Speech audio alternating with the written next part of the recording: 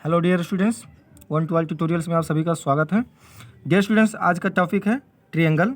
तो आज हम जानेंगे ट्रायंगल क्या होता है इसके बारे में, और इसके बारे में जानेंगे। उसके बाद जानेंगे कि ट्रायंगल के टाइप्स कितने होते हैं। तो सबसे पहले हम जानेंगे ट्रायंगल होता क्या है। तो डियर स्टूडेंट्स, ध्यान से देखिएगा। ट्रायंगल का मतलब होता है, देखिए ये त्रि प्लस भुज, ट्रायंगल मीन्स होता है त्रिभुज। तो त्रि प्लस भुज, त्रि प्लस भुज का मतलब त्रि मीन्स होता है क्या, तीन। त्रि मीन्स तीन, प्लस भुज मीन्स होता है भुजा, भुज मीन्स भुजा। इसका मतलब हो गया तीन और इसका मतलब हो गया भुजा। तो देखिए, त्रि का मतलब तीन और भुज मीन्स भुजा, यानी कि ऐसा आकृति। चलिए देख लीजिए, ऐसा आकृति जिसकी तीन भुजाएं हों, यह एक आकृति ही तो है। देखिए, यह एक आकृति ही तो है, ए बी सी। यह एक आकृति है जिसकी कितनी भुजाएं हों, तीन भुजाएं हों। एक भुजा, दो भुजा, तीन भुजा, B C, sorry A B C और सी ए, दो तीन भुजाएं हो गई ना, तो क्या कहलाएंगी, त्रिभुज। क्या कहलाएंगे, त्रिभुज। चलिए डिफिनेशन के अनुसार देखते हैं। डियर स्टूडेंट्स, लिखा हुआ है, किसी समतल में तीन प्रतिच्छेदी रेखाओं से बनाई गई एक बंद समतली आकृति त्रिभुज कहलाती है।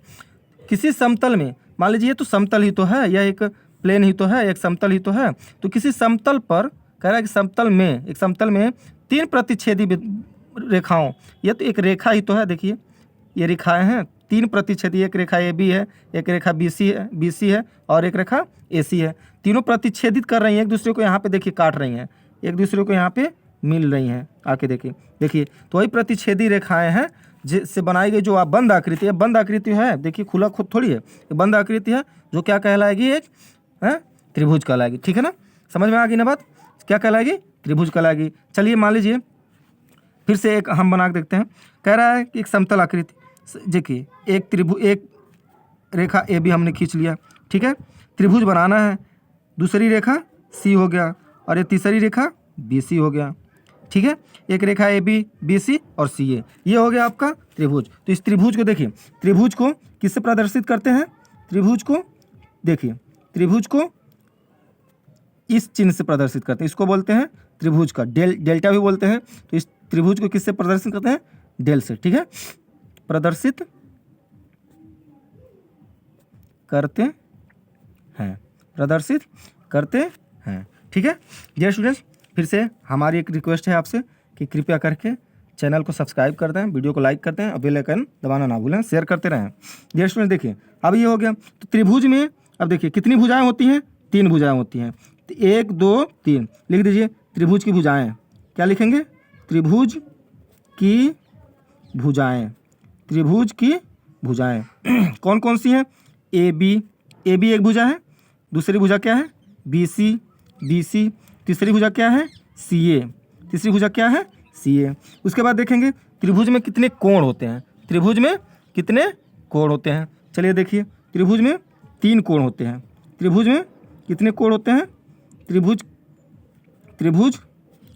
की कोण, त्रिभुज की कोण या त्रिभुज का कोण। त्रिभुज में कितने कोण होते हैं, तीन कोण, एक कोण, दो कोण और तीन कोण। कितनी कोण होते हैं, तीन कोण। देखिए इसको कैसे लिखते हैं, कोण को हमेशा लिखने से पहले ऐसे लिखते हैं, कोण को एक सिंबल बनाते हैं, ये एल के जैसे है, एल नहीं करते हैं लेकिन ये कोण का एक सिंबल है। फिर लिखेंगे, मान लो एंगल ए, दूसरा एंगल बी, तीसरा एंगल सी।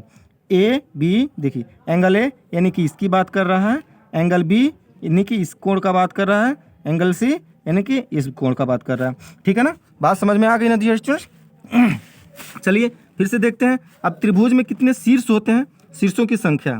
त्रिभुज में कितने शीर्ष होते हैं, इसमें त्रिभुज में भी तीन शीर्ष होते हैं। कितने शीर्ष होते हैं, तीन। कौन कौन, चलिए शीर्ष का नाम देखिए, शीर्ष ए, क्या है ये, शीर्ष ए हो गया। शीर्ष बी, शीर्ष बी हो गया। शीर्ष सी, शीर्ष सी। देखिए शीर्ष का मतलब होता है सिरा, शीर्ष का मतलब सिरा, सिरा ये तो यही है, दो लाइन ये मिल रही है ना, इसका सिरा यही तो है, इसका सिरा यही तो है। देखिए नहीं समझ में आ रहा, फिर से देखिए ध्यान से एक बार। मान लीजिए ये दो लाइन है, इसका नाम है, इसको ले लीजिए ए और ये बी, और एक और लाइन दे लीजिए, ये ए और बी एक लाइन थी और दूसरी लाइन ये हो गई ना। अब देखिए इसको हम क्या कहेंगे, ए बी, इसको यहाँ पे सी दे दीजिए तो ये बी सी हो गया। इस जहाँ पे दोनों पेन का जो सिरा मिल रहा है, यही मिल रहा है ना, तो ये तो एक सिरा हुआ, ठीक है। चलिए और उसके बाद देखें एक और, देखिए यहाँ पे मिला दिया हमने, ये भी तो एक सिरा बन गया ना। तो एक सिरा, दो सिरा और तीन सिरा हो गया ना। त्रिभुज में कितनी सिराएं होती हैं, तीन, सॉरी कितने शीर्ष होंगे, तीन शीर्ष होंगे, ठीक है। बात समझ में आ गई ना। तो त्रिभुज में कितने कोण होते हैं, तीन। त्रिभुज में कितनी भुजाएं होती हैं, तीन। त्रिभुज में कितने कोण होते हैं, कितने शीर्ष होते हैं, तीन। चलिए एक बार फिर से एक बार समझाते हैं अच्छे से। देखिए मान लीजिए कह रहा है कि त्रिभुज बताइए, तो त्रिभुज का परिभाषा हमने बताया था कि किसी समतल पर बनी, ठीक है, तीन प्रतिच्छेदी रेखाओं के द्वारा जो आकृति बनती है वो क्या कहलाती है, त्रिभुज। तो चलिए हमने तीन प्रतिच्छेदी रेखा बना रहे हैं, ए और बी, दो हो गया, एक हो गया। दूसरी प्रतिच्छेदी रेखा सी हो गया, तीसरी प्रतिच्छेदी रेखा डी हो गया।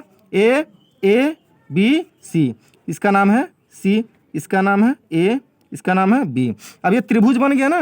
देखिए इसका नाम लिख कैसे, देखिए त्रिभुज ए बी सी हो गया ना।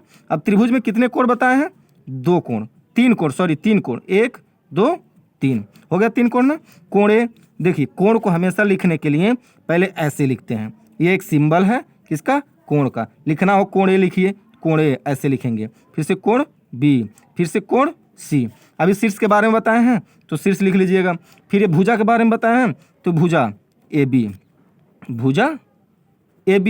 फिर से लिखेंगे भुजा बी सी हो गया, ए बी और बी सी। फिर से भुजा लिख सकते हैं सी ए, भुजा सी ए। इतनी बात हमने समझाया है, आपको समझ में आ गई होगी, ठीक है। बहुत अच्छा, थैंक यू डियर स्टूडेंट।